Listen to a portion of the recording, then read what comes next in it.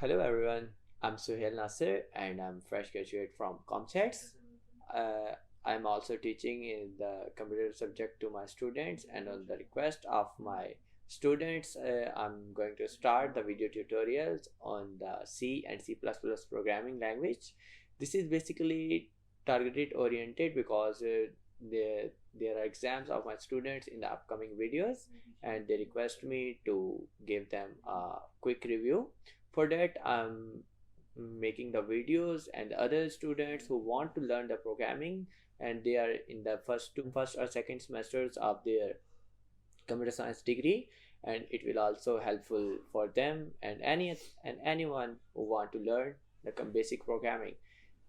And in this tutorial I will start from the practical implementation of the programs, and it will cover those programs and the solutions. And if anyone have any query, just let me know and I will try my best to solve and send the student who want to learn.